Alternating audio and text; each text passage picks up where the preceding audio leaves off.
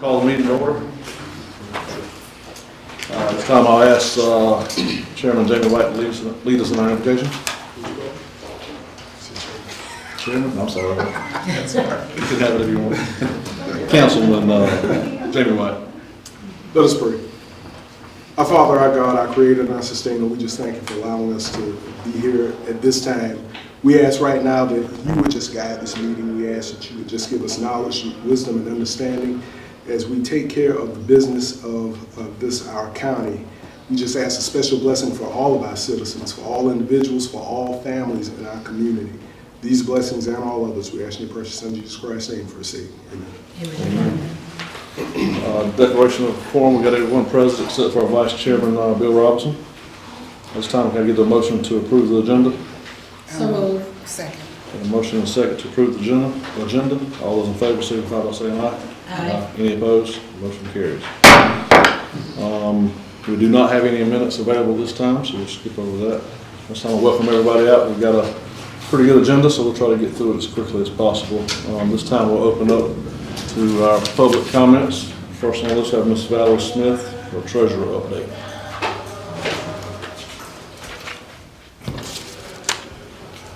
Good evening. Good evening. Just wanted to come to your front to just give an update on the Treasurer's Office, letting you know that we are, as y'all are aware of, that state funds are being held up because of our audit. So we are not getting much, only the necessary in that they send, and that's very little.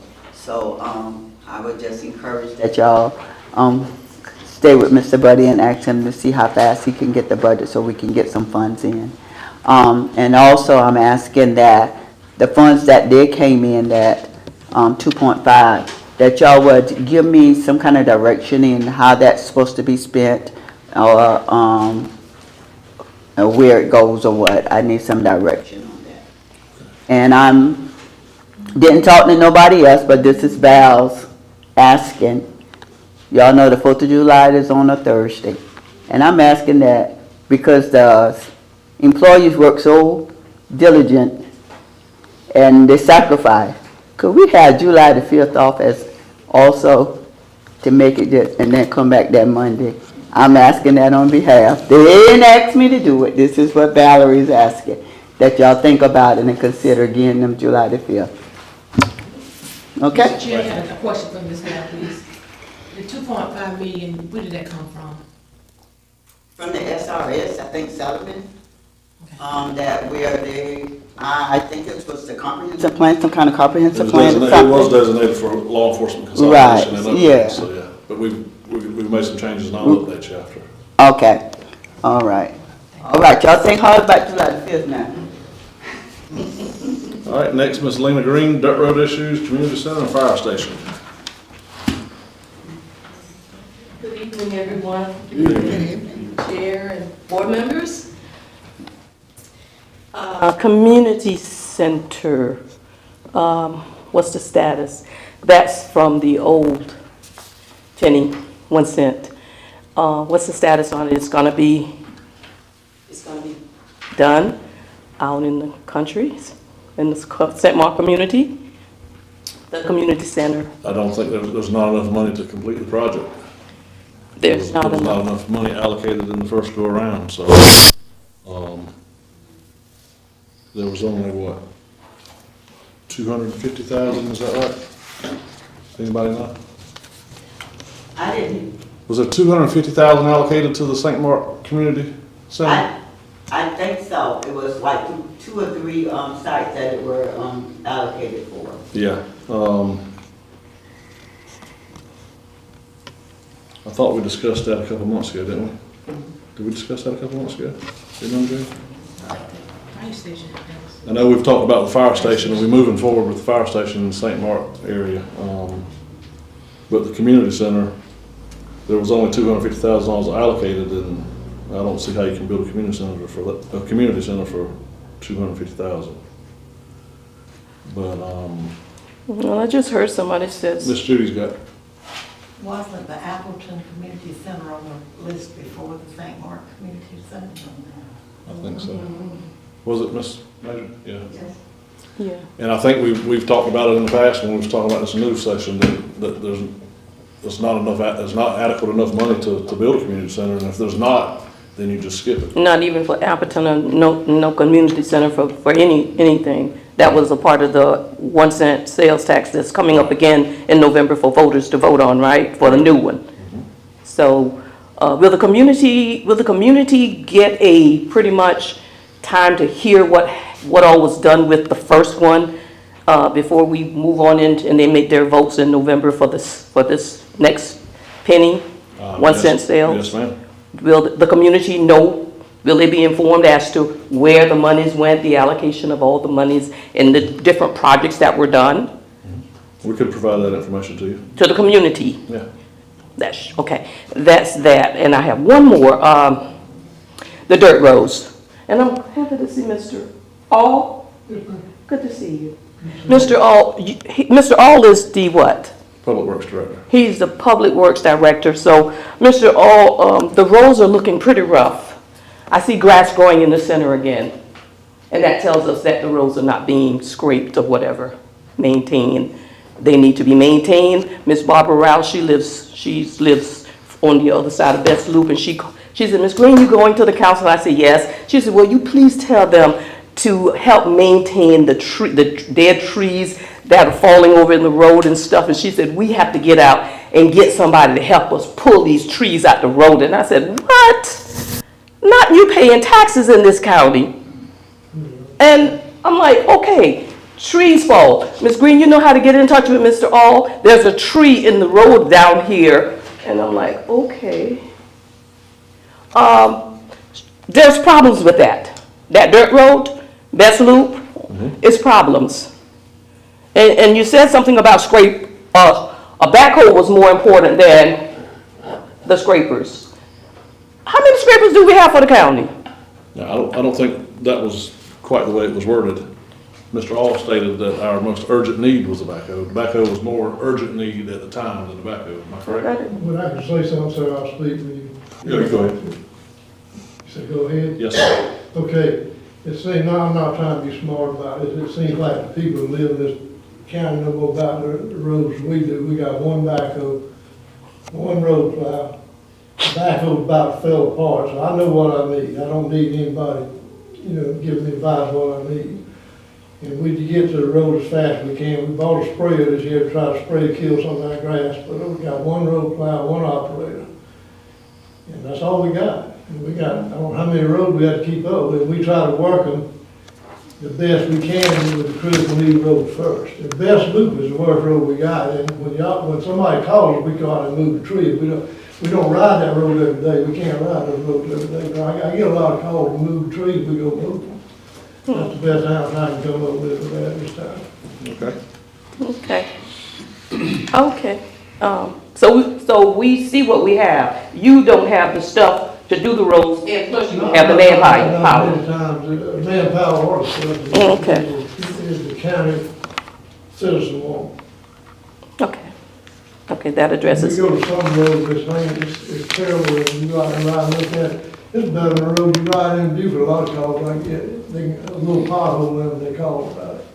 Well, Now, I'm not saying your road might, I'm saying a lot of that happens. okay. I guess my 3 minutes are up, but there is a cemetery on that road where many people are being buried. I see they put rocks on it because it's like a slippy slide. It's nothing but clay. It's nothing but clay. They put some rocks there. They put some rocks further up. The rocks are there. But what do we do? Well, you can get with your administrator and she will get with the Director of Public Works and they'll take care of it. Okay. I mean, that's the chain of command. That's all I can say at this time. I know, Let me ask a question though. Now, when you discuss, I know you were talking about the tree in the road and those types of things. Now, I do feel that there should be some type of protocol if there's a tree in the road, obviously that's the immediate need. I understand, Mr. All said that they can't ride, we can't ride the roads every day, but then that becomes obviously an emergency hazard if someone, needs a medical service or whatever. So, I do think that, we do have to put some protocols in place for that. I mean, that's something that's worth The mail. our immediate attention right now, so. I'm just listening. When we get a call, we'll have somebody see when we go out there and get it out. Is there a number, that we use? Is there a number that we can call, that I can give to my neighbors and stuff? When Oh, stuff like yeah. this? Dispatch center is the easiest one. Dispatch, yeah. What's that number? 584-8152 is their non-emergency number. What's it again? 584-8152. 8152, okay. All right, I'll pass that on to my neighbors, because that is an issue. You got older people out there that, they got to get somebody to pull the tree out the road, that's not good. All right. Thank you all. Thank you, ma'am. Next, we got Lower Savannah Council of Governments, Mr. Andre Anderson. Good evening, sir. Good afternoon. Thank you for having me. I'm here on behalf of the Lower Savannah Council of Governments in place of Dr. Molnar, who's your usual speaker, but he has a conflict, so I'm here in his place. Thank you for having me. I'm going to take up a little bit of your time and just kind of go through kind of what we've done or what we do on an annual basis for the 6 counties, and particularly Allendale County, with the services we provide. And so, first thing I would say to you guys is we work on behalf of local government. So our mission is to kind of be that backroom fixer, backroom organization that helps with some of the larger projects that municipalities probably can't deal with on their own, lack of funding, lack of manpower, things that you guys are already kind of talking about. The purpose is to support our purpose, the COG's purpose is to support economic development and quality of life in the region. And that's something we take very seriously. Your current COG board members, some are sitting on the actual council tonight, Ms. Willa Jennings, Tawny Major, Deshaun Manor, Bill Robinson, Butch Sauls, and Teresa Taylor, who's our vice chair of the COG board. We run several programs through the Lower Savannah Council of Governments, community block service grants, local and regional planning, EDA, economic development activities, local regional housing consortium, aging, disability and transportation, and workforce. And I'm the workforce director for the Lower Savannah Council of Governments, so that's my division.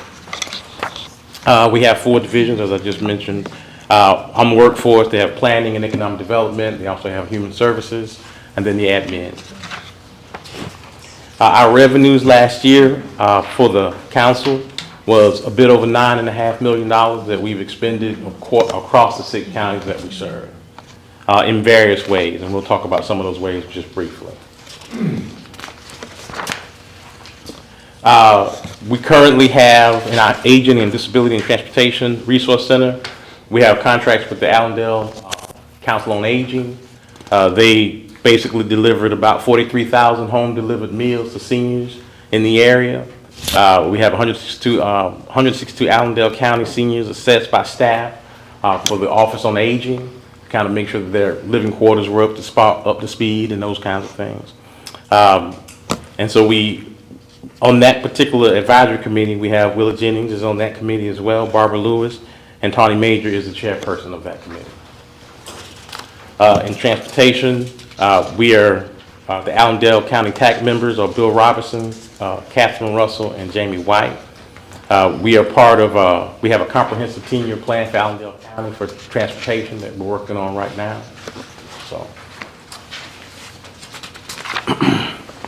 in community economic development, the town of Allendale, this year we were involved in an upgrade to the wastewater treatment plant, CBDG award of $1.2 million that was used to kind of help build that up. Rural Infrastructure Authority, LSCOG, is working with the town of Allendale to administer the South Carolina Infrastructure Investment Program, the SCEP program. Wastewater and collection system upgrades of about $4 million, almost just under $5 million. And then SC Best, South Carolina Brownfield Environmental Site Testing, assessments totaling about $49,000 that we've spent in Allendale County to try to get some of the dilapidated buildings kind of taken care of. In thoroughbred country, Miss Marianne Keesler is working hard to bring as many people to Allendale as she can so they can spend money here and spend the night and increase our tourism across the state. So that's happening as we speak. For workforce development, we have a mobile unit that has made 23 visits and served 70 customers in Allendale County. It comes here roughly about 3 times a month to kind of provide service all over. If you guys know of places where we should go, we definitely want to know about those places because we want to be where you guys think we can do the greatest good with our mobile unit. The mobile unit basically is an SC work center on wheels. So it's trying to help individuals find work and hot jobs and different things so folks can kind of get to work if they want to get to work. And we want every person that wants a job, we want them to have one. So we're working on that. The board members for Allendale County are currently Delaney Hudson, and we have a vacancy. So we need to really fill 2 positions in Allendale County. So the next COG board meeting is August 8th, and it'll be here in Allendale. So be aware of that, please. Any questions of me? The board members, that you need for, is means you business owners, right? So make sure you clarify that. So Right. that- The state kind of sets the mandate for who can be on the workforce board, and the state being NC2 in this case. And so we have to have a certain variety, a certain percentage ratio of employers. The way the law is written, and the law I'm speaking of is the Workforce Investment and Opportunity Act law from the U.S. Department of Labor, was that most of the workforce boards be at least business owners because they kind of know what they need when it comes to workforce issues. And so the majority of the board has to be business owners for that purpose. Thank you for explaining that criteria. No problem. Any other questions? Good job, thank you. Mr. Chair, can I address the penny sales tax because it was addressed, and I will give an update on the penny sales tax? Sure. Okay. On the penny sales tax that we are trying to finish for, I think the 2018, 2017 one that came out, there are projects that has been done. Agencies are using it. The town of Allendale have using it, the animal shelter, the water treatment. There are different ones have been using it. So there are fundings that are remaining, she'll be able to cover everything on the list. Now, whether will it be able to complete the project on the list, like I know they were saying about the community center, I don't know how much the community center will cost, but the money that is on that list, we do have that allocated for that. Now, if it's gonna cost more than that, I don't know where the funds will come from, but I can only allocate what is on that list for each one of those projects, and we are staying close to that list as possible. I do need clarity on the town of Allendale. I think it's the parks. I asked Ms. Judy to send me a letter, and then for the Fairfax Parks and Recreation. From what I understand, those are town projects. Okay. There's no applications to be found because they didn't do any applications the last time. Oh. They just kind of free fall. They just did it kind of free falling. But from my understanding, those were town. Do you agree, Ms. Taylor? Okay, so the Fairfax Park and Recreation belongs to the town of Fairfax, and the Allendale Parks belongs to the town of Allendale. That's my understanding. We have no records to. As long as we got it on, we got it recorded, so that's all I needed. That's the Yes. reason for the event. Okay, All right. thank you. So do I need to come back up? All right, this time we'll start with our council reports. I'll start first. I don't have a whole lot, but I will say that the St. Mark Fire Department, Mr. All has proceeded with moving forward with getting that cleaned up, and he told me that he's retained somebody to clear the lot and get it ready to build, and we are approving to go ahead and move forward with that. We didn't take an official vote, but everybody was under understanding that when we voted initially to move forward, that's included, so you can move forward with that project. And also, Mr. All's got some issues with some equipment, Ms. Lewis, and I'd ask that you get with him maybe tomorrow and find out what his needs are to see if we have it in the budget and if we can get some of those repairs done for him, if we have the money available. And also we need to, I don't know if you were going to report this, and if you are, I'm sorry, but our building and zoning administrator, you going to say something about it? Okay, I'll leave that alone. Well, I'll save that for later. We do have a budget meeting scheduled for next Thursday at 6 o'clock. That'll be, I'll do it here at the admin building. We'll do it here, 6 o'clock next Thursday.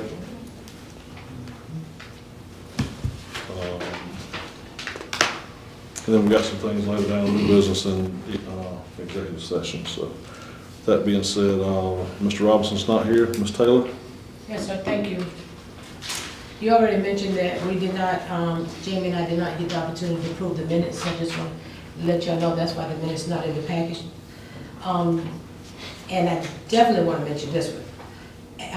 And this is for Chanel. I think you're fully aware that as of July the 1st, 2024, employees' holidays are to be reinstated and no money is to be deducted out of employees' paycheck. Yes. You're correct there, right? Absolutely. And I want to clarify, Teresa Taylor didn't vote on that by herself. This was a unanimous decision from council to start that with the holidays, with the pay, okay? So employees should be glad to know as of July the 1st, there should be no deductions out of their checks starting July the 1st, 2024. Next, are we currently on Springbrook yet? Live yet? No, we're not in that summer report. Okay, remember you was telling us it would be this month? Right, and that was the date. Okay, you can clarify it when you know. Yes. Okay. And the EMS report as of April the 15th through June the 17th, 2024, transportation to the Allendale County Hospital was 149. Transported out of the county was 80, and the total emergency calls was 229. The CB Bank project and Parks and Recreation met with Roy Dowling on Tuesday, and there was some information given to us, and they met with several different departments, which consist of Parks and Recreation, Clemson Extension, Lower Country Health Care System, Sheriff Department, and Allendale County Hospital, and they're meeting. They got the school, they're meeting Zoom with the Allendale County schools, and they also going to meet with USC Salkehatchie. What's happening here now, this is about the CB Bank project. They're trying to get a lot of stakeholders invested to proceed with the CB Bank project. So we just started, it's a kickoff. So it was with the group of, like I told you, the group of the local businesses.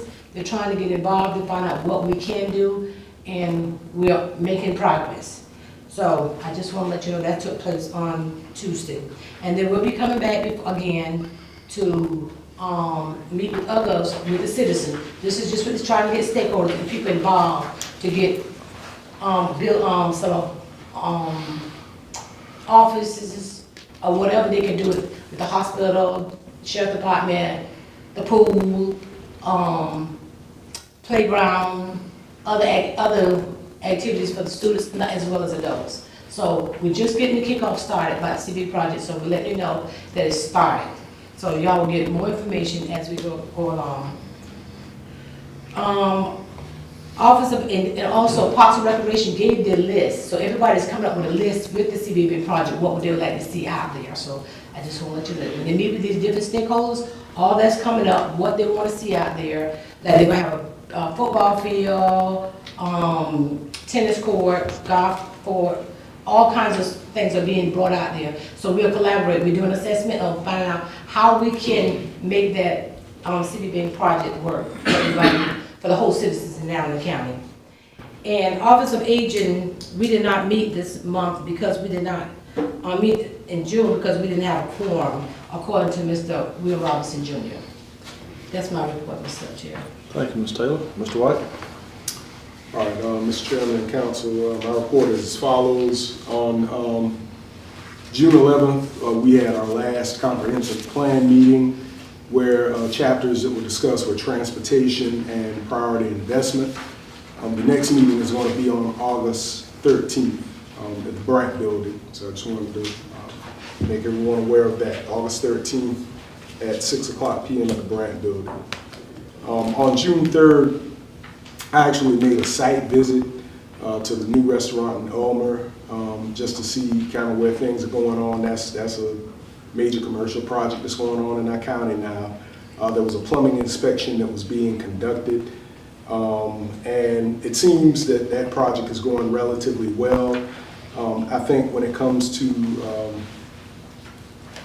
building services, we're going to be challenged. Mr. Chairman made reference, we are going to be challenged. We're losing actually Mr.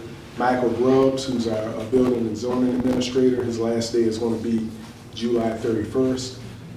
So it's going to be imperative that a lot of the things that are going on with permitting or whatever, that we're in constant communication with the administrative office and also CCNI, our inspector.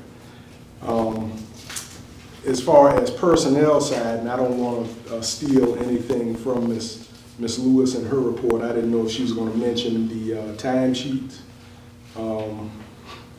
Okay, I'd being on the personnel committee, I know it was discussed that a system be put in place for tracking all employees' time, no matter what department they're in, whether it's the administrative office or any of the other departments. So currently, timesheets are being implemented within the administrative office in all departments until we get to an automated system that has been proposed.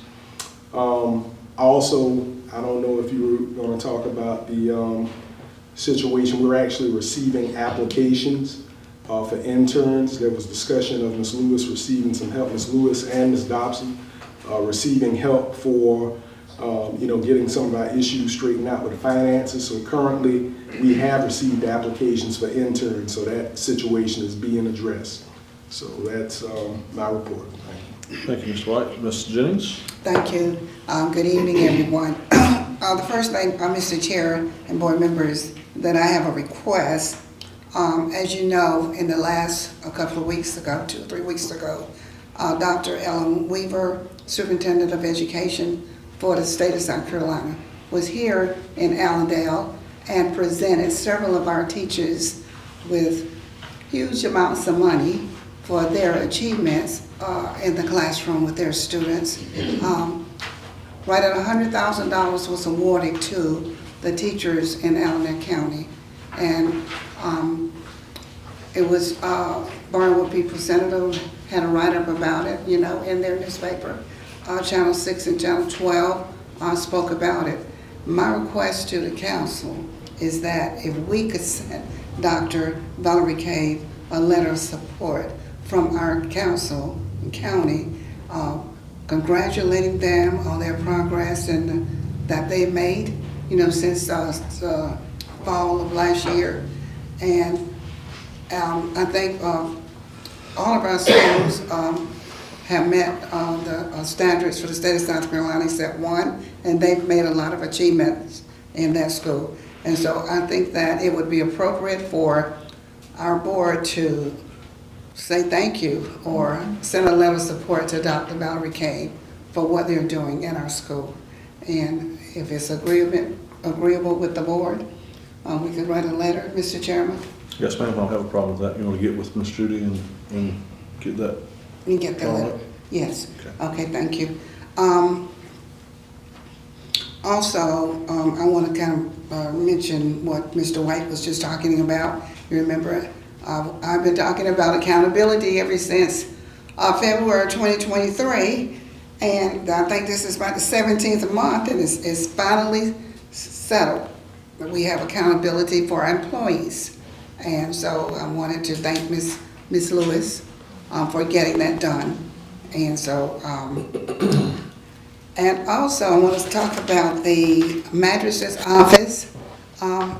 As you know that we're in the process of moving the mattresses office from the present location to the brand building.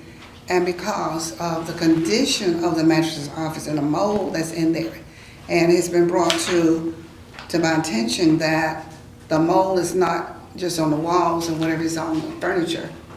And they cannot move that furniture from the mattresses office to the new location.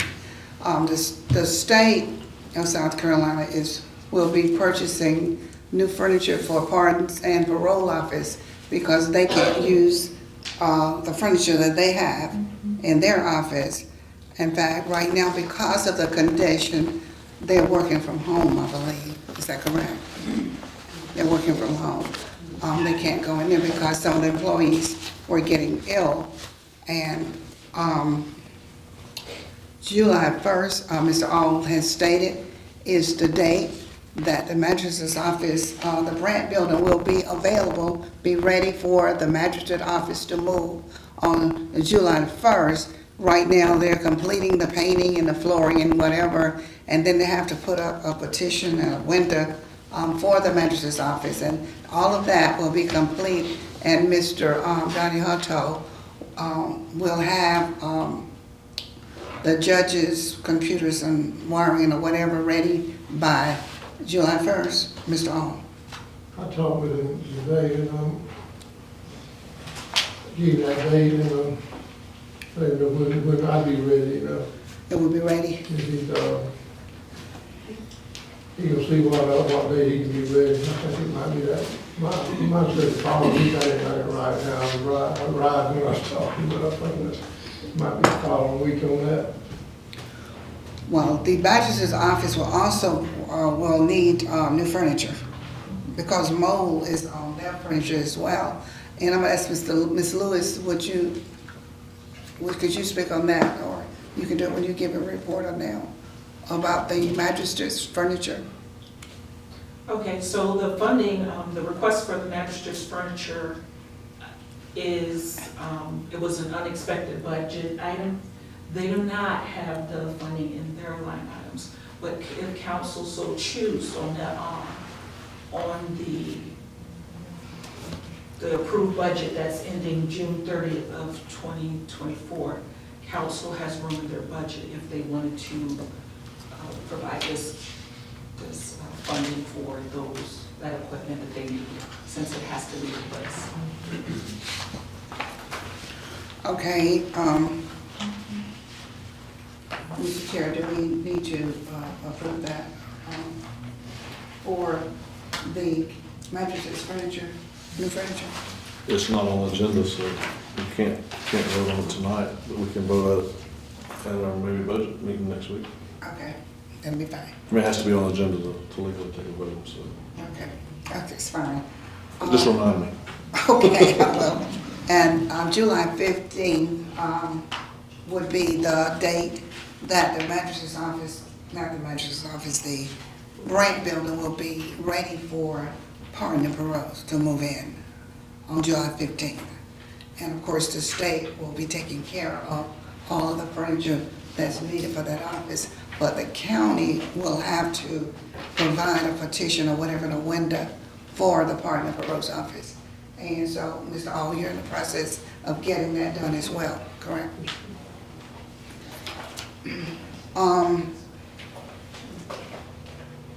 The permanent improvement project, the PIP, you know, we, several months ago, we applied for a grant of $23,804, and the county portion of that grant was a little over $2,000. Well, it was brought to my attention that because of the deficiencies of the Office of Aging, that we did not qualify for the grant. And one of them was the Office of Aging had to be open 5 days every day serving the seniors. And at that time, it was not open 5 days, it was only open 3 days. Now it's open 5 days. That has been corrected. And it also had to do with the budget, not the budget, the audit that had not been done.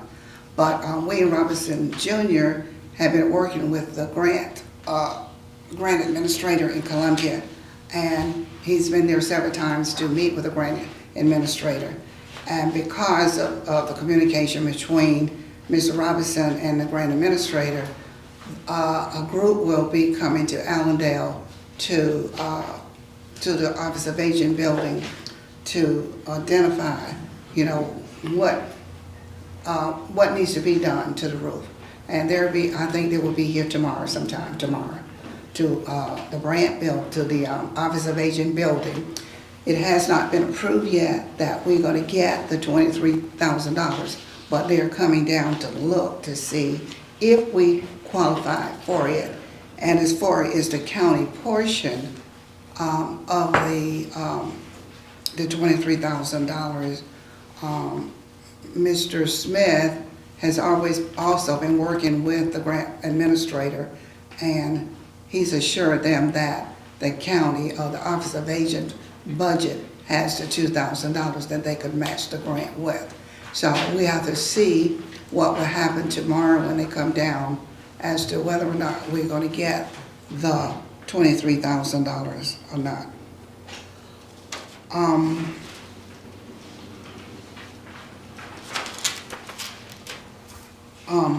I don't know whether this is the time to say, Ms. Lewis, there's been a concern about Washington National Insurance Company and what has happened in July 2023. The policies were canceled for several of the employees in the county. And then another policy was canceled in January of 24. But what has happened is that since July of 23, the premium has never stopped. It's still being taken out of the employee's check. And so almost a year now, the premium has been taken out of the employee's check. And they're really upset about it because their insurance policy was canceled. And then during this time, 2 or 3 other employees has been hospitalized. And so the claim has not been paid. And their concern is, Mr. Chair and Council, whether or not, well, I'm pretty sure that the premium's going to be reimbursed. But what about the claims? So, Question? do you want me to go ahead and speak on that? Mm-hmm. Okay, so with Washington, everything you said was absolutely correct. Ian Philpott, the representative from Washington National, was here today. He has been working with Angela, and they're trying to get everything straightened out. Some things have been some of the policies have been reinstated, but all the specifications, all the details of what's active versus inactive are still in limbo. They have to provide us with documentation. Part of the problem was with 2 different, the billing. There's a billing issue. They send bills for the complete policy, bills for policies that they said may have dropped off. So they have part of it dropped off, and it's still active because there's still 30 days. So there is an actual billing issue that's being worked out, and they were on the phone with the company today, Ian and Angela, to try to work this out and get things straightened out. They have to send us additional bills. They have to send us everything so we can see what was taken out, what was paid versus not paid, because there is some disconnect about the way that they do it. Part of it was that they'll say a short bill, they'll send a reduced bill saying some policies have dropped off, but they're for the next month. And even though they sent the bill for the next month, policies are still active, and so the bill was inaccurate in some ways. So we're trying to get all of that straightened out in every bill. They're going to send us every bill and every account from this time has to be gone through. We were hoping to get this issue resolved so that the refunds would have happened on this paycheck. But because this has been going back and forth with reinstatement or what the status of the payments are versus taken out and then what was paid to the company, we have to see what's covered and what's not covered.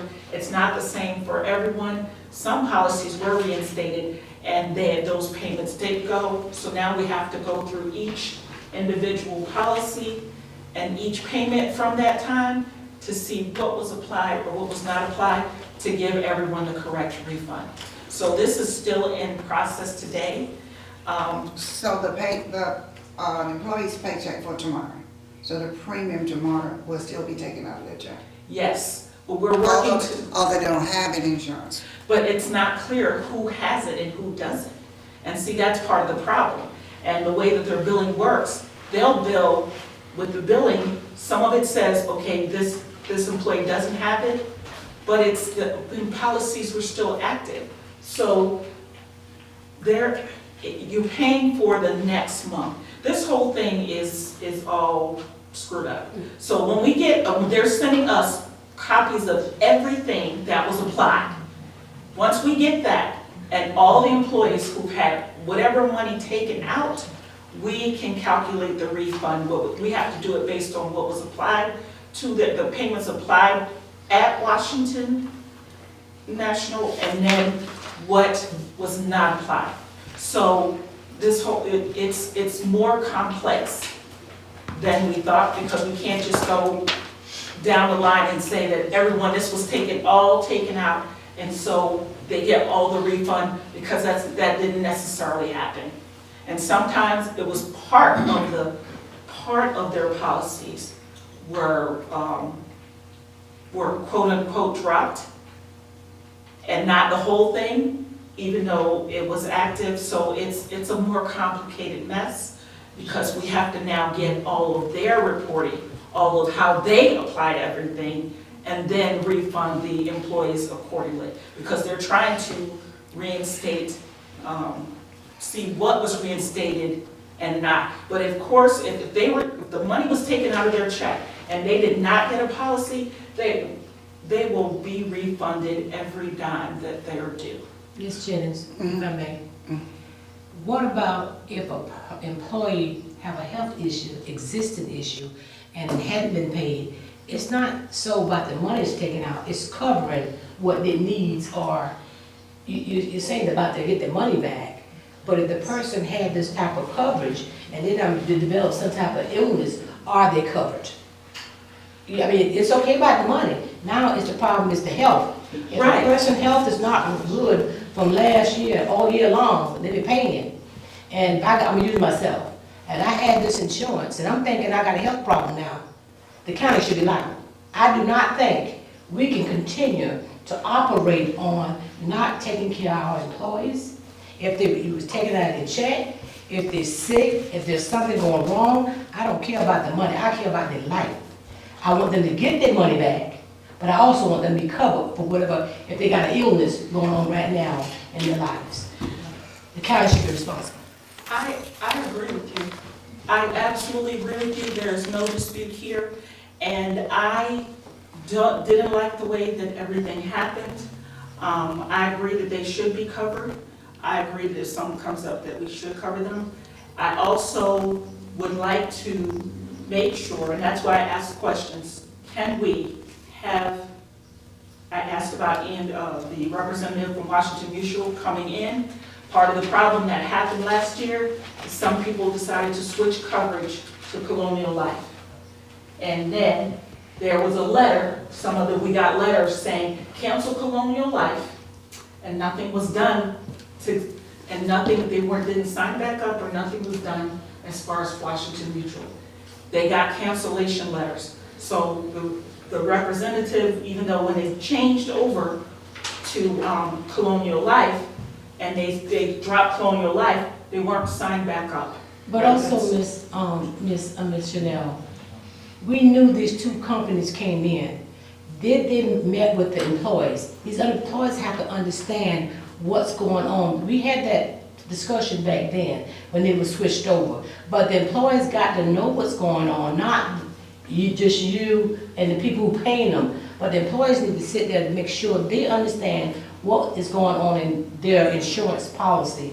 The representative from Colonial Life met with them one-on-one. They actually had to sign up with them. I did not meet with the employees. Yes, there was a forum. There was done, but they met with the employees. They met with employees individually also. Now, what I'm also asking is that can Washington Mutual come through the county and speak to all employees? But also, if there's another couple of companies that want to come through and sign up supplemental insurance, can they come through too? Because everyone does not want Washington Mutual. Some people still want Colonial Life, some people want other things. I wanted to ask permission to give the employees the opportunity to choose what they want, with whom they want, not just one company. But they did, the representative did meet with employees individually, and I was not a part of those meetings. I have one question, Ms. Lewis. And this was a question that was asked by the employees. If they, if they thought they had insurance and this person went in the hospital, and normally the insurance company would pay the claim. Mhm. So who would pay the claim now? Well, I think as Mrs. Taylor said, I think the county should pay their salary if they're gonna be missing that. So what would they have to do, present you with the documents? Well, we know what's going on, and we have the people involved, the employees involved. So, we just think that we're just gonna pay. Okay, thank you. Thank you, Mr. Chair. Thank you, Ms. Jennings. Ms. Lewis, Yes, sir. county administrator report? Or have you covered most of it? No, I haven't. So I wanted to let council know I did prepare, and what's in your packet is the financial report for August on where we are. There were some concerns that were raised in the budget meetings about some of the departments being over. And some of them are like the coroner, I'm gonna give you a perfect example. Coroner, clerk of court, and you will see public works. There is, part of the reason why there's an explanation there. And it's difficult to explain that when we're looking at this report, all the different funds are put together. If we had a more sophisticated system where I could segregate the funds the way that we're supposed to, they would not be showing over budget, and that's why I have the explanations on there. Like the coroner received a grant, but the grant expense put in her budget, but it doesn't show the revenue taking it out. Now with the new system, and as Ms. Taylor mentioned, the system was supposed to be going live the week of June 3rd. There was something that happened and occurred. There was a miscommunication, not on our part. So what happened was that the original team that I was with told us they could start from day one. We could put everything and start the day that we went live, and the prior information could be put in after we went live, which was finance, who does primarily most of the transactions. This last person that we received, Debbie, and no fault to her own, she was told that we had to put all the transactions in for the whole fiscal year, and they all had to be coded to match the Springbrook numbers to put in. I was not given this information till the week before June 3rd. So by that time, it was not enough, because that means the chart of accounts, the entire chart of accounts, all the transactions that happened this whole year had to be coded. So I have spoken to Heidi. She's meeting with Debbie. I should be speaking with them tomorrow about completing this action so that what we see on this report will be cleared up going forward. And on top of that, I asked for a specific list of everything we need to be able to go live. I want to make sure that it is prepared, it is done. We're supposed to have a conference call to give me a complete understanding of what specifically needs to be done to make sure this happens, because not only that it wasn't clear, there was two different messages, but the worksheets that they provide us with on the information, they are not financial worksheets, and the way that the information is laid out, it is very difficult to understand, and it doesn't correlate to what you actually have to do.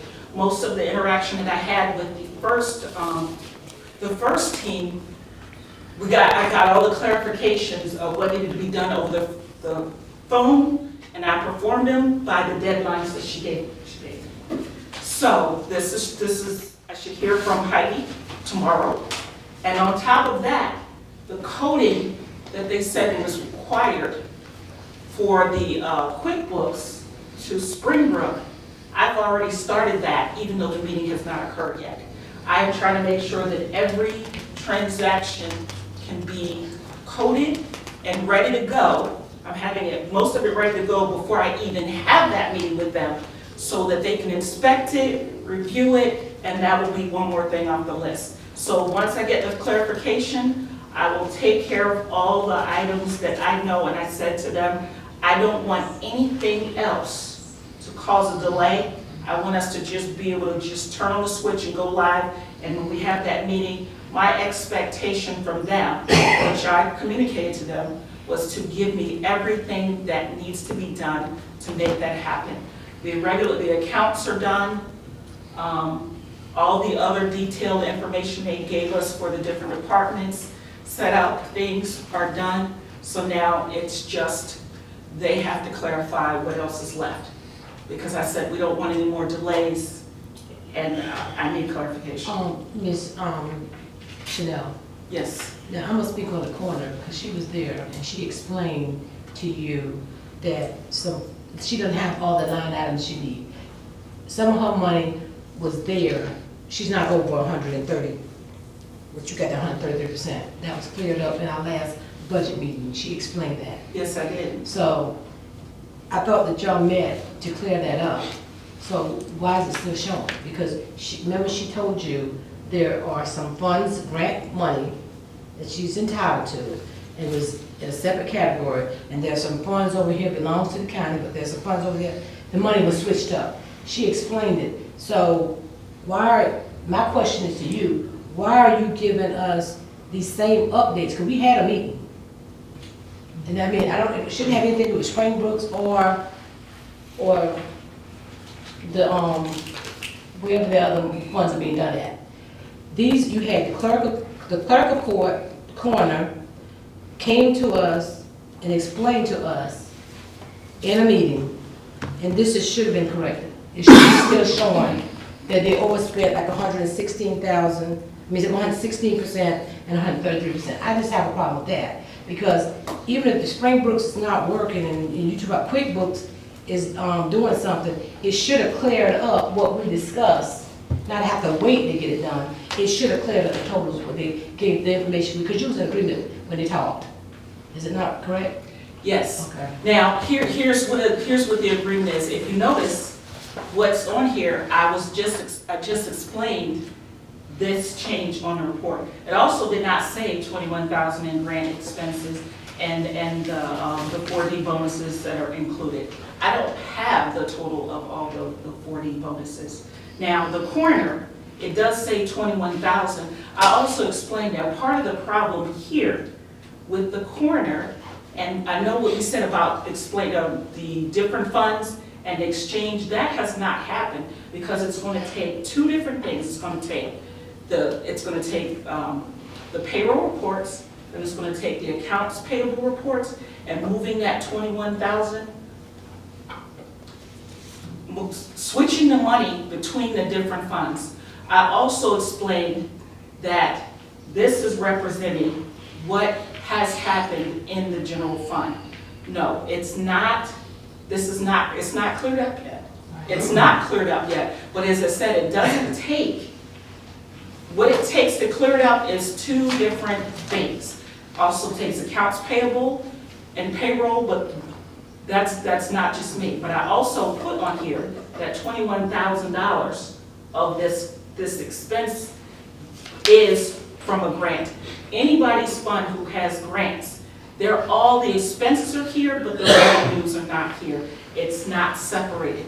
What I intend to do is have a separate grant fund so that this doesn't happen. I already said I'm going to set that up, but also the clerk of court, the different funds.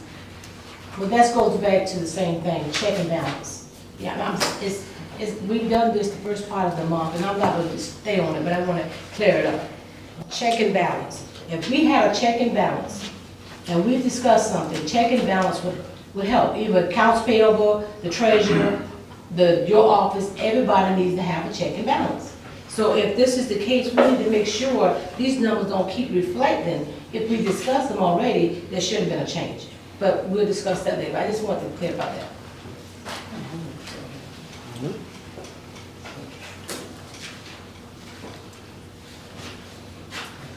We just completed an audit for SCDW, South Carolina Department of Employment and Workforce audit, and I just wanted to let everybody know that that was taken care of. I requested that the position for the building and zoning be re-advertised. I've already done that earlier this week. The auditor said that Mr. Buddy, for the county audit, he said that it will take 8 weeks to get it, to complete the audit. It says 22, 23. This is a 23 audit. Monday, he's supposed to be coming to administration, and I will try to schedule him coming to speak with council to get the specifics of the what and why. Even though I forwarded the email, I want him to be able to tell you what the concerns are. Now, let's see.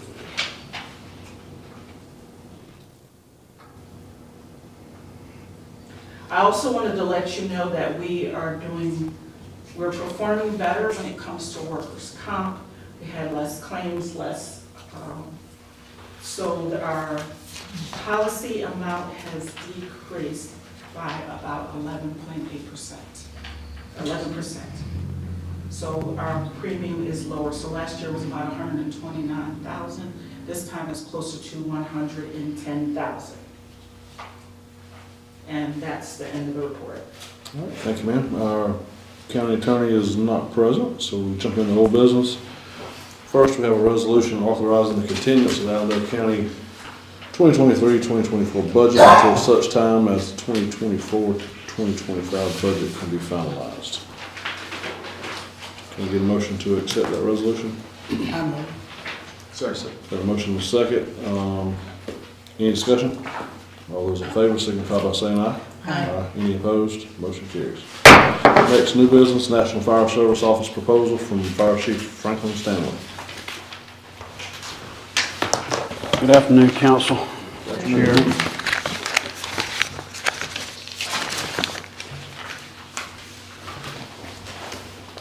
Thank you.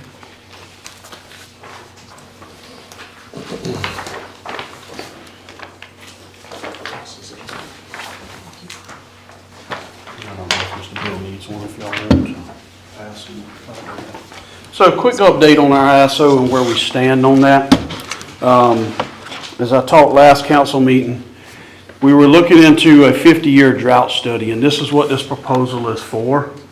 We've talked to the National Fire Services Office, which is a company that's been in business for 32 years, and that's what they do is the 50-year drought study.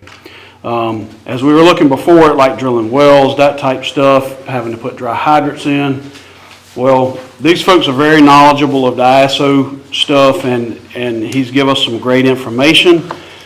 They'll come in and do this study for us, and what they do is look at ponds. So they'll end up flying drones, taking pictures, looking at depths of water, and they do a 50-year drought study on these things to say, okay, this pond's never dried up in 50 years, it's always had water in it, and they can certify these water sources for us.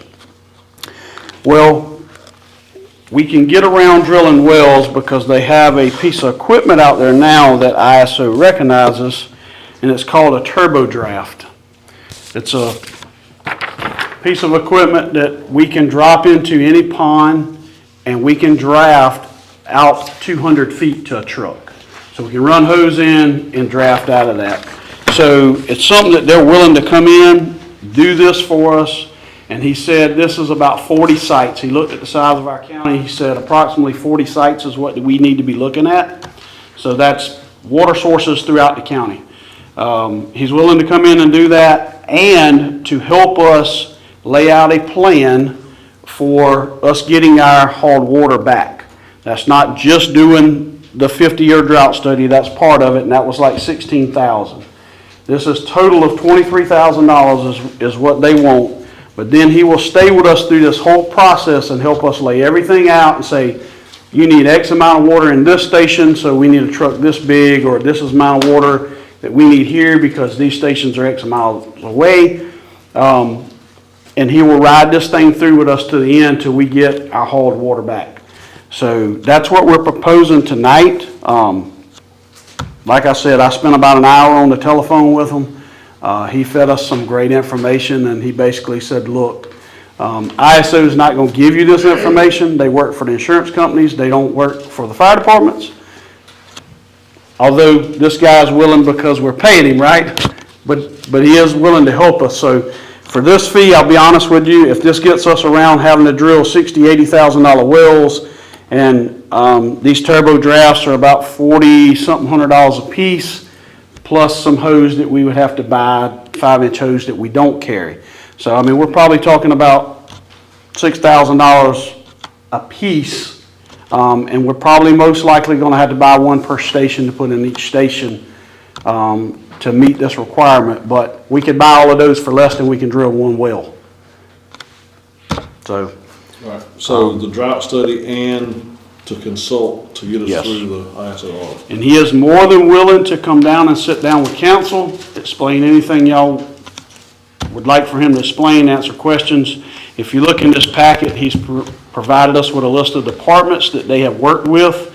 And if you look at those, you'll see the ISO ratings that they were at and what they were able to pull them down to and help them get to. Now, some of that takes money. I don't want to miscue this in any way, shape, or form, because like Jacksonville, if you look at that, they were a class 3, they went to a class 1. That obviously cost some money to get there, and I'm sure they had those funds to do that. But what would like to focus on right now is our hauled water. Now, this is not going to cure everything. Still want to make sure that we understand that it's still going to take fire trucks to haul the water. We can't overlook that part of it. But this will give us water sources throughout the county that we don't have to be drilling wells and putting in dry hydrants and having to maintain that stuff. So this is one portion of what's going to help us get back to where we were and get our hauled water back. But I know that we got some funds and we're looking at some trucks in the very near future. I hope it's going to help us maybe get back there a lot quicker. Ms. Lewis, do we have any funds available in the current budget to fund this proposal? For the $10,000? 23,000. I'm sure we don't.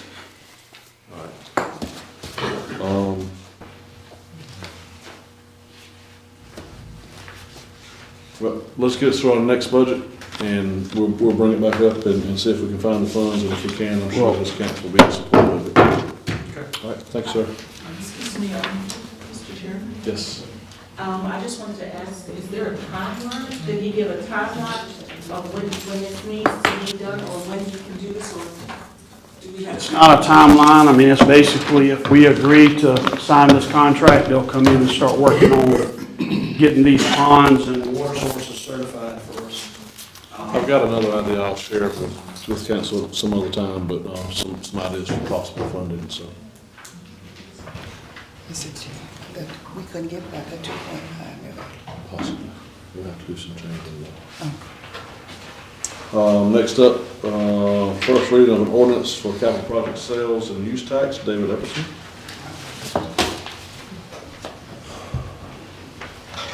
Thank you, Mr. Chairman, members of council. My name is David Epperson. I'm an attorney with Parker Poe. First of all, I just want to thank you and the county for allowing us, my firm, to assist the county with the 2024 capital project sales tax. And also, I just want to thank the Capital Project Sales Tax Commission. The ladies on that commission have worked very hard. They've been very diligent. It's been very interesting at times going through the projects and talking about those. The members are, I just want to mention them, Ms. Tony Major was the chair, Ms. Ida Maxine Morris was the vice chair, Ms. Stephanie Sanders was the secretary, Ms. Arthene Fitz is the treasurer, Ms. Gwendolyn Walker, and Ms. Ann Rice. So some of them are here tonight. I want to thank them for their service and dedication for the commission. Before I get into the ordinance, I have a brief presentation that I've given you on before you there. Just kind of letting you know what the commission did and what their duties and responsibilities are. As you know, the governing body is authorized to create a capital project sales tax commission, which you did. Capital project sales tax passed by Allendale County voters in 2016. Funded numerous capital projects in municipalities in the county, and that is ongoing and today. you're allowed to have a 6-member commission, 3 appointed by the county and 3 were appointed by municipalities based on population. As I stated, the members of the commission already, again, thank them for their service and commitment. The purpose of the commission, they must receive proposals for funding capital projects within the county area. Commission selects the projects and the priority in which they are to be completed. The commission decides the amount each project will be allocated and also formulates the actual ballot question. Projected total collections that were estimated by the state of South Carolina are $4,913,000 over a 7-year period. Collections will begin May 1st, 2025 and end April 30th, 2032, if approved. The commission received proposals from the county and each municipality. All requests were reviewed and prioritized. The commission also recommends issuing bonds in an amount not to exceed 70% of the total projected collections. Bonding allows multiple projects in each jurisdiction to begin simultaneously, and also bonding helps mitigate future costs of inflation as well. The commission adopted the Capital Project Sales Tax Resolution on June 17th, 2024. The CPST resolution contains the ballot question and prioritized list of projects. Submission to the ballot question, which it does include the list of projects, must be submitted to the Allendale County Election Commission no later than August 15th, 2024. And the last page is the approved list of projects. As you can see, if you want me to go over each one of them, I will. They are there for your review. The total cost of all projects is $5,106,000. Tonight before you is the Capital Project Sales Tax Ordinance. This ordinance does contain the resolution which was adopted by the Capital Project Sales Tax Commission, and also includes the ballot question as well as the project list. Yes, sir. Can I ask one question? Yes, sir. The projected total collections are less than the projected total cost of the projects? That's correct. We included the total cost of the projects in case the projections are under, that brings in more money than was projected.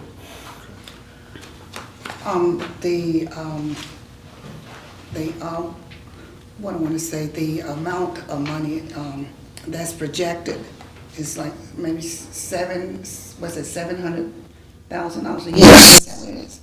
I believe so, yes, ma'am. That's what's projected for, the $700,000. I don't have that, let me see, I've got it.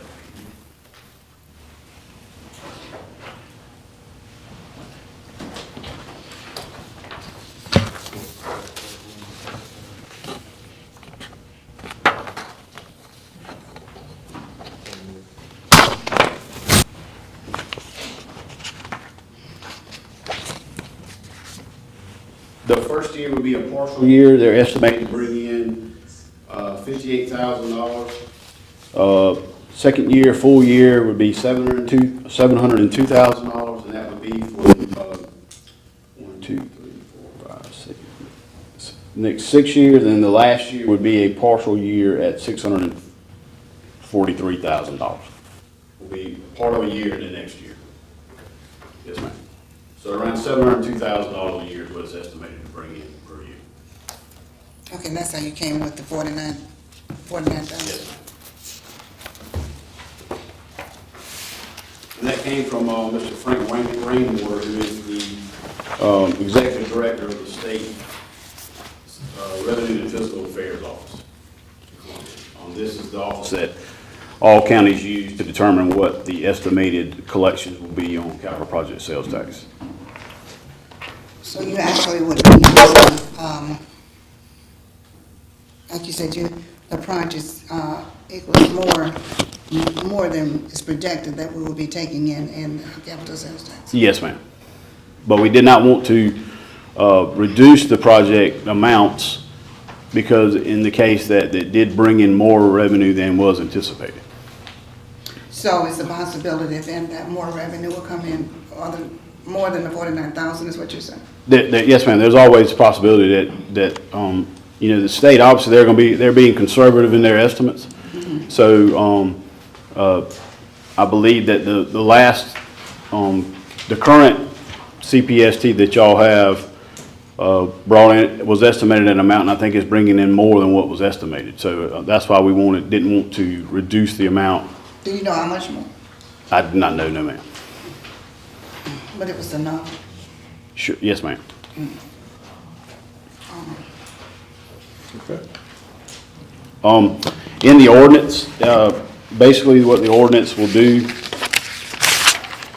it will authorize number one, authorize the capital project sales tax referendum to be placed on the 2024 general election ballot, which is November 5th of 2024.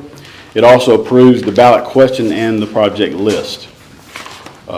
If passed by the voters, it will approve the issuance and collection of the 1% sales tax and use tax for 7 years, as I stated, beginning May 1st, 2025 and ending April 30th, 2032. It also will approve the issuance of bonds in an amount not to exceed $3 million to be paid first by CPST revenue collections, and then if collections are not sufficient enough to pay the amount of the bond, then it would be other sources of revenue that would include ad valorem taxes. And finally, it does authorize the approved capital projects to begin and to be managed pursuant to South Carolina Code of Laws. The ordinance is before you there. If you have any specific questions about that, I'll be glad to answer them. It does attach to that and incorporated in the ordinance is the referendum which approves the ballot question and the list of projects. So based on this information, we already know that we're not going to generate enough taxes to cover the list. Is that what you're saying? Or, because you're saying it's like... You're estimated to bring in $4.9 million, so you're estimated to cover the projects up to that amount. Hopefully it'll bring in more, so it'll be over that amount. And if not, then just the project won't be funded. That's correct, yes. I said, and if not, then the lower projects won't be funded, won't be able to be funded, so. You said lower the project. You mean Well, eliminate? Yeah, I mean, if you don't bring in the projected revenue, then some of the projects will not get completed. The only issue I have is, obviously the swimming pool, and I want to make sure that council agrees with me. At our last meeting, we did not add the swimming pool to the list to be considered for the CPST. Is everybody in agreement with that? Is that what we said? Jamie, do you agree that we voted not to add the swimming pool to this list and add it to the CDP project? Was that your understanding of what we voted on? That was not my understanding, Mr. Chair. That was not my understanding. We submitted a list of what,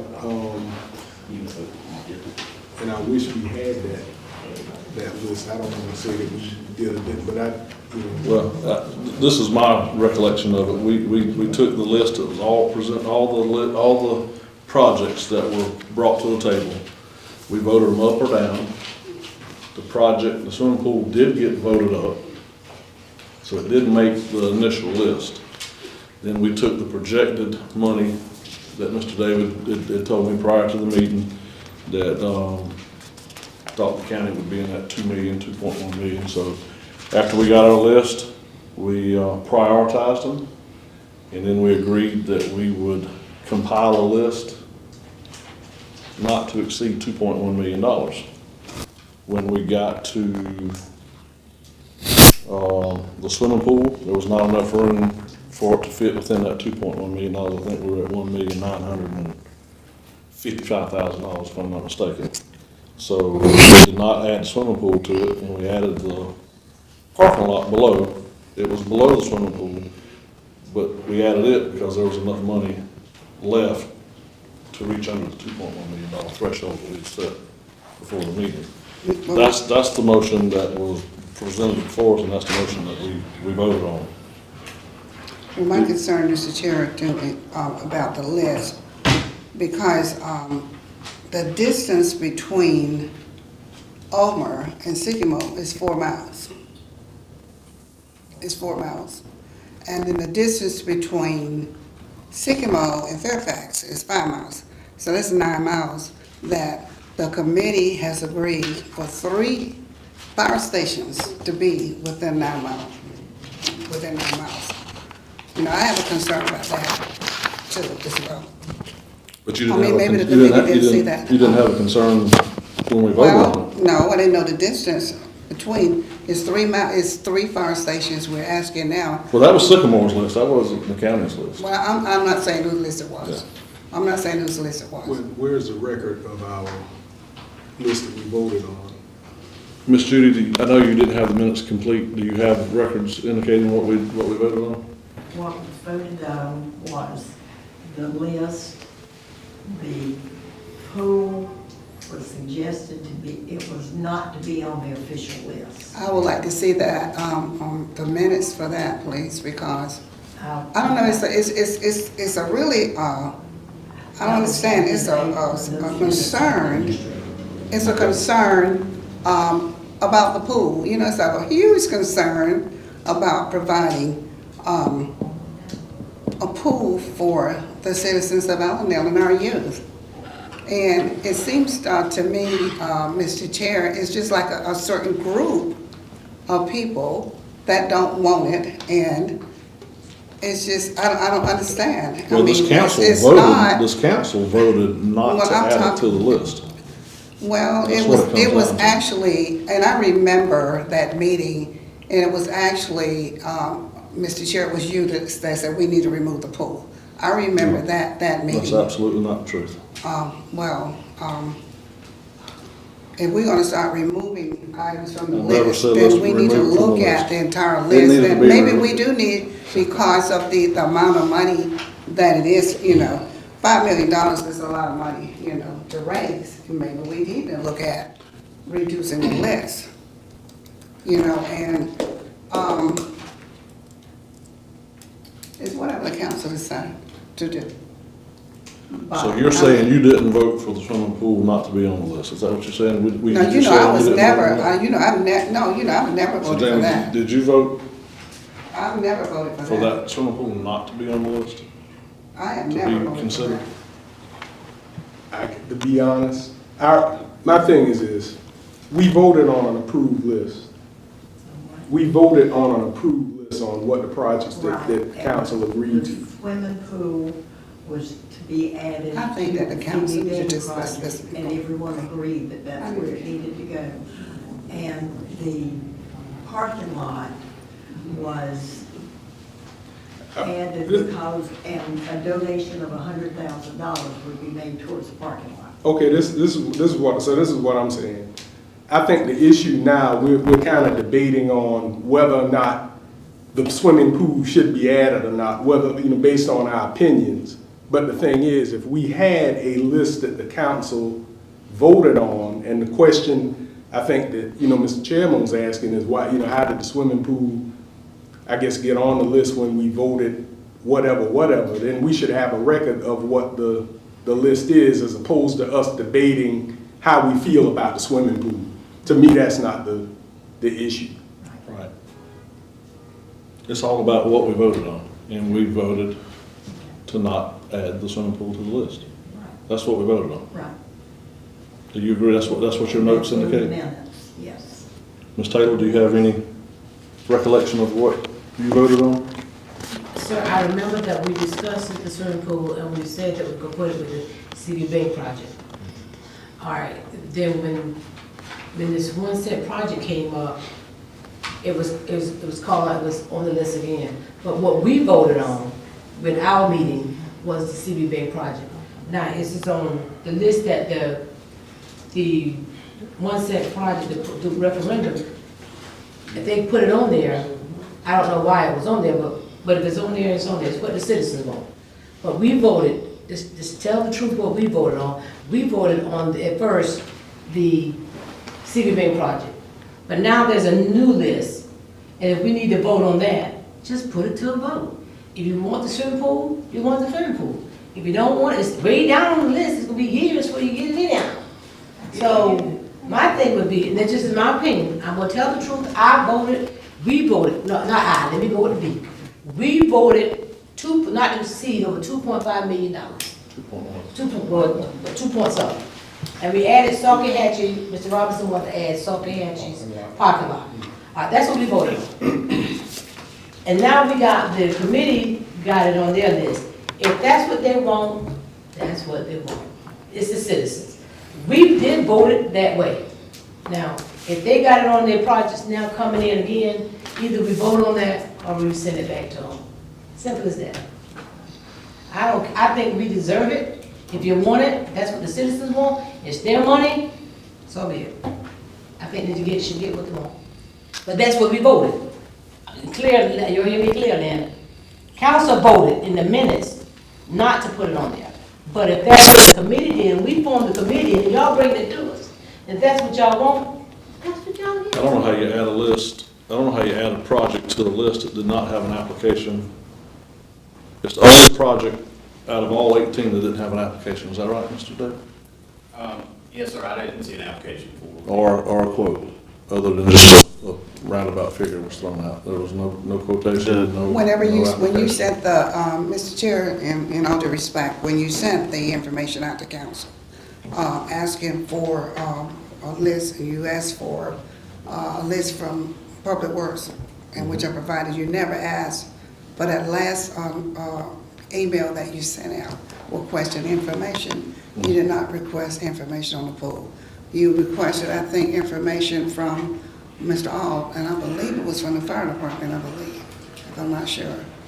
Well, But it was this full not, you did not council, request this it. full council received letters from Parker Poe about a month and a half prior to the meeting, telling them what was required to submit a list. And one of it was a quote. So it was our duty, if we were gonna come forward with a project, Parker Poe sent us all certified letters stating the required documents that needed to be provided for it to be considered. I mean, we can sit and argue all night. It's my recommendation, and I like entertaining a motion that we reject the ordinance as it is presented, because it contains projects, Allendale County projects that county council did not approve. So I would entertain a motion on that.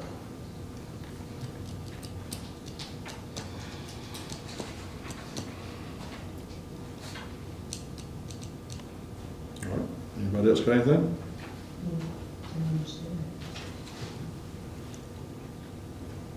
No action? All right. I guess it failed to carry then. Nobody else has anything?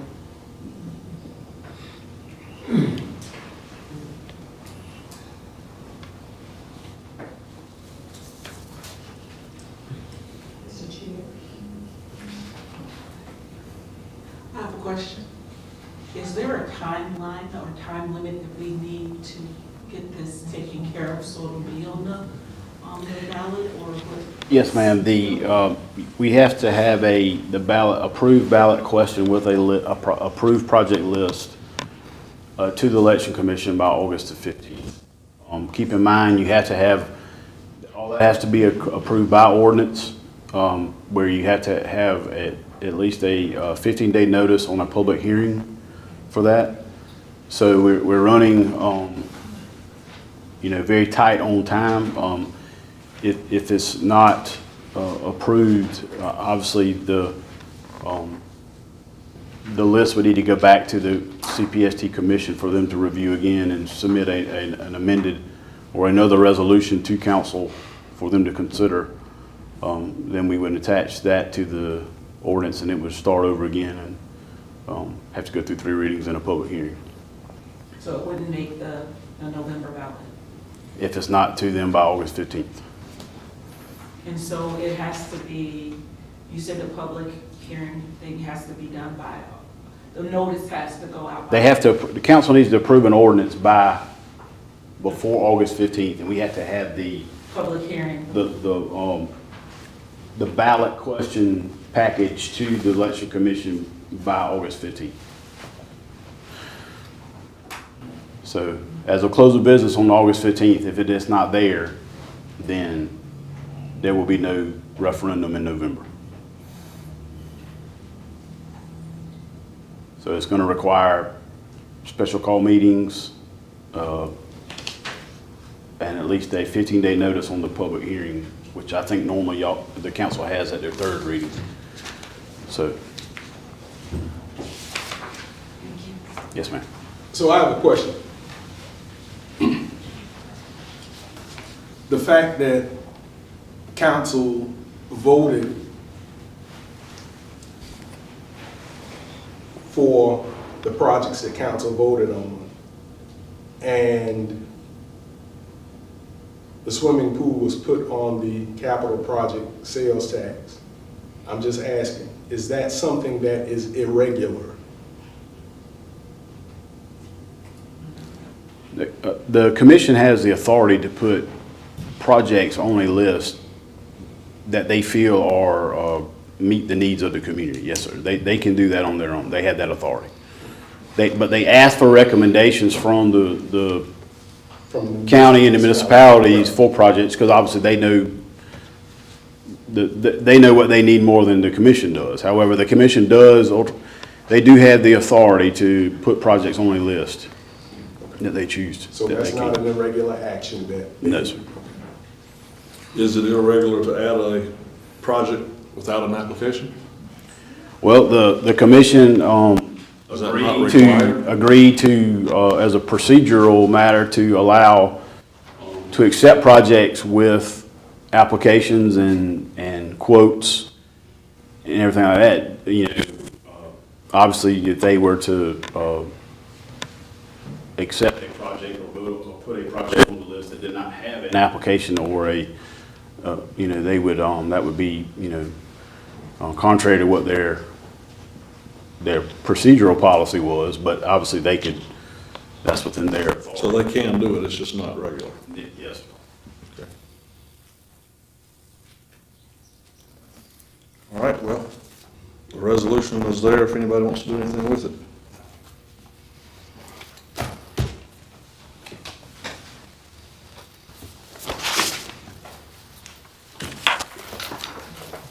Nobody? Mr. Chairman?